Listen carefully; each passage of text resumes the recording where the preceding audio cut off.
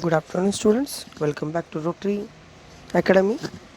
And today we are going to start our new physical education chapter, that is Biomechanics and Sports.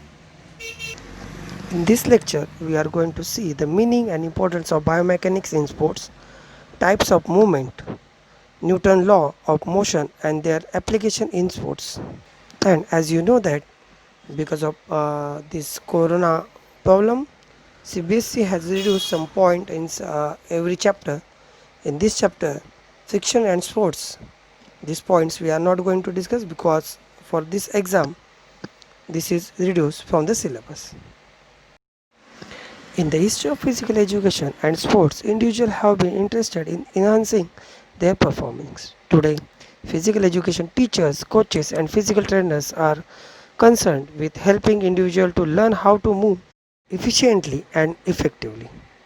In primary and high school, stress is laid down on learning the fundamental motor skills, which provide a base for the learning of advanced sports skills. The teachers as well as coaches always makes their best efforts to improve the performance of students in various competitive games and sports. They can be instrumental to improve the performance of students if they have adopted knowledge of biomechanics. Nowadays, biomechanics is playing important role in improving the performance of sports persons. First, we will see meaning of biomechanics.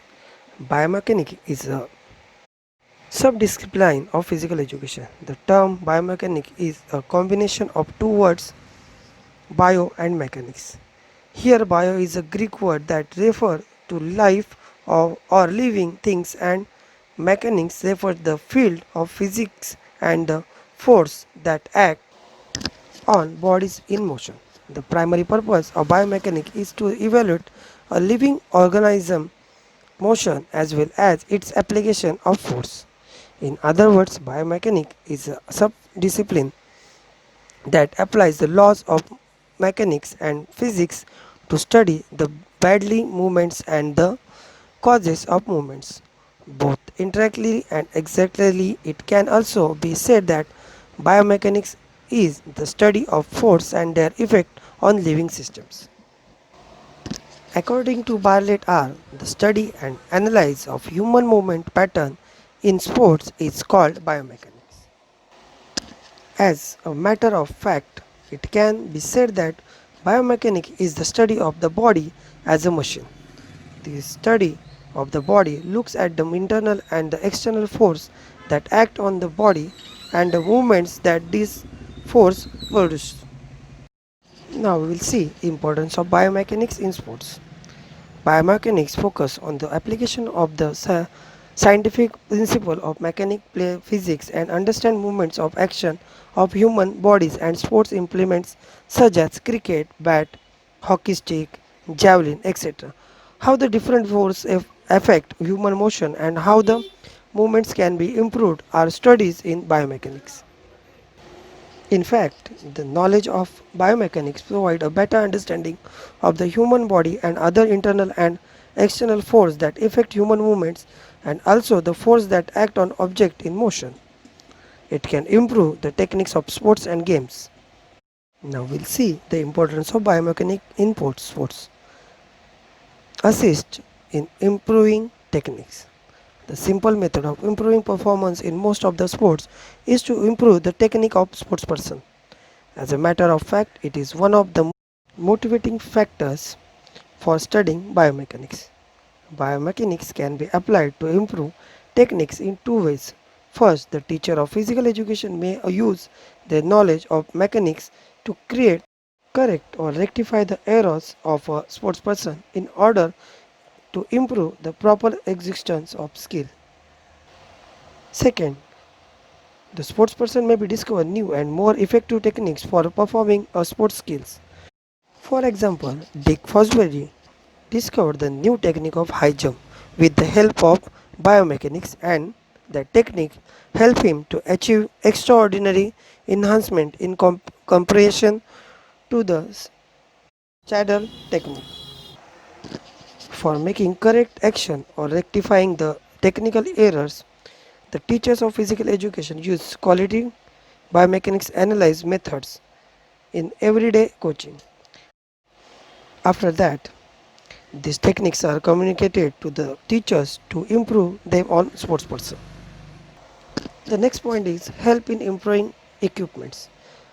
Study of biomechanics also help in improving sports equipment. It helps in improving design for the equipment used in various sports. Shoes and sports clothes constitute of equipment used in almost every sports. For example, bigger tennis racket help player better control over the ball. Runners' injuries are reduced and performance is enhanced because of a better design. Running shoes and improve helmets reduce chances of severity of injury in football and ice hockey. Biomechanics also help in designing the sports clothes, particularly aerodynamic clothing and equipment such as skating, speed skating, cycling and swimming costumes. Such improvements in equipment ultimately help in enhancing sports performance. Third point is facilitated performance in sports. The main goal of biomechanics is the improvement in sports performance. Indeed, biomechanics enhance performance by utilizing mechanical principles in improve an individual techniques. In this way, an athlete usually remains uninjured and hence performs better. So it can be said that biomechanics help in improving sports performance. Next is support in preventing injury. Biomechanics help in preventing injuries in various ways. It also helps in the process of rehabilitation of injuries. In fact, biomechanics is used in identifying what force may be how causes in an injury, how to prevent the injuries from occurring or recurring, and what exercise may be help in the process of rehabilitations of injury. Biomechanics is used to provide the basis for change in techniques, equipment and training to prevent injuries. Next point is help in promoting safety. Biomechanics also helps in promoting the safety of sportsperson. When a sportsperson move his nervous system instructions his muscles to correct.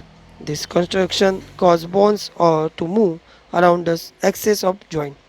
When teachers of physical education import training to the sportsperson, they have a responsibility to not only guide them to enhance their performance but do so in a safe and effective manners.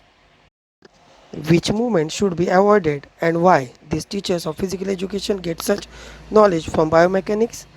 In this way, biomechanics helps the promoting safety and sportsperson along with the enhancement of their sports performance.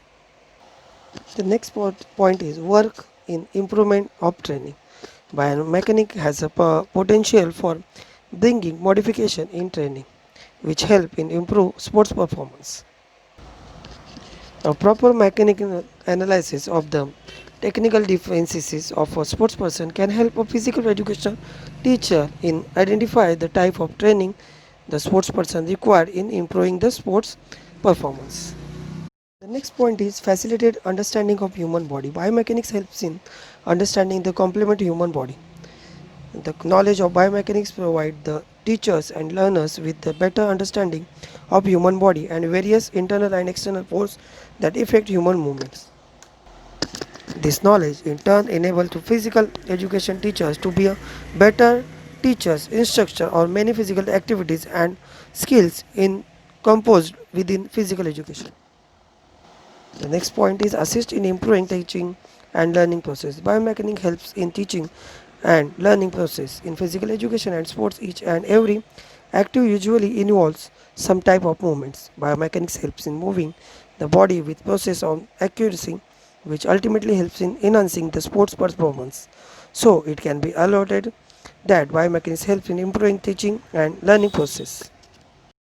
Now we will see our next point, that is type of movements. It means flexion, extension, abduction and adduction.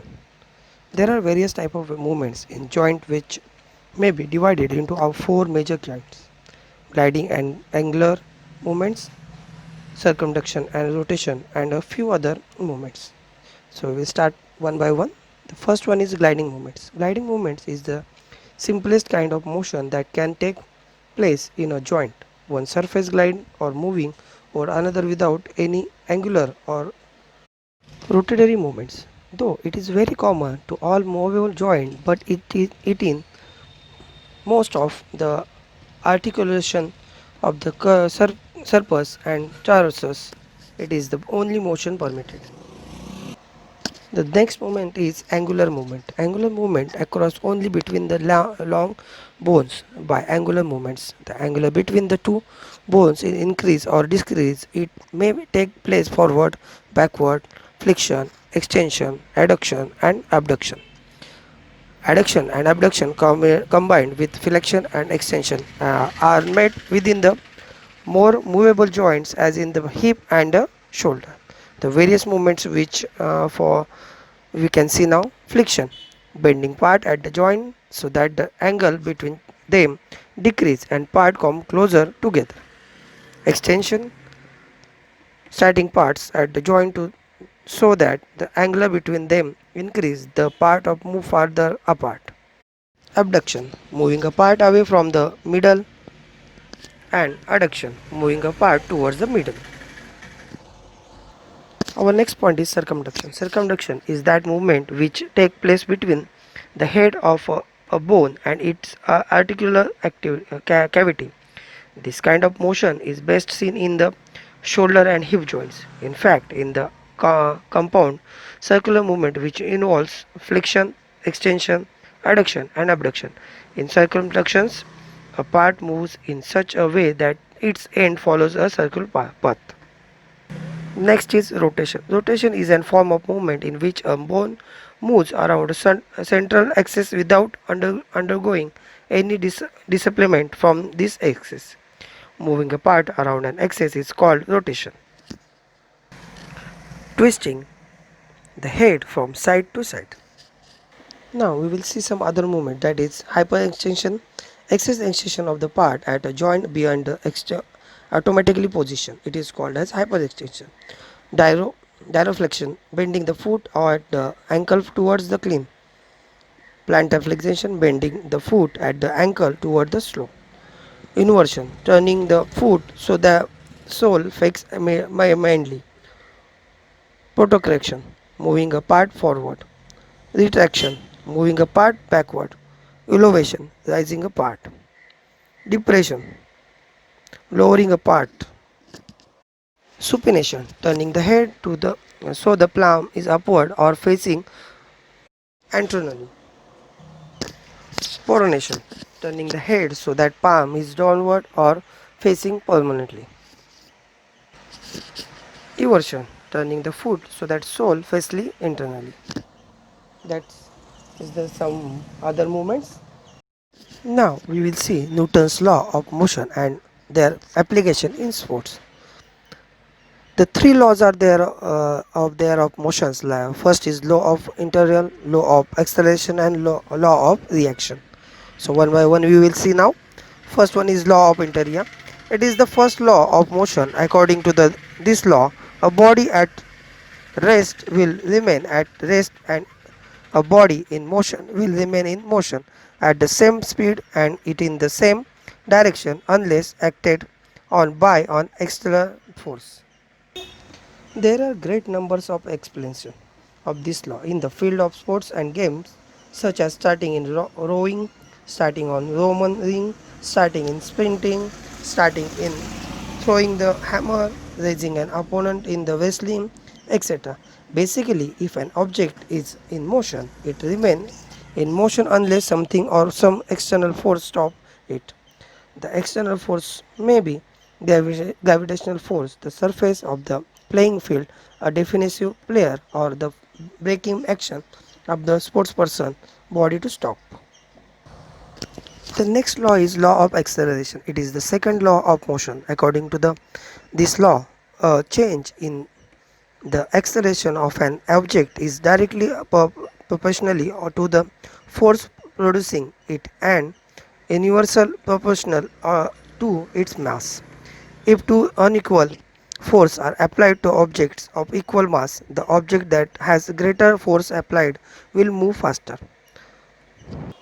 Conversely, if two equal forces are applied to objects of different masses, the lighter mass will travel at a faster speed.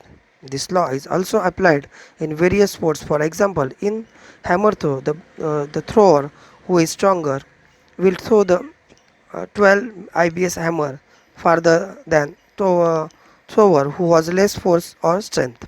A hammer throw will find that more force is required to the throw 16 IBS hammer than 12 IBS hammer.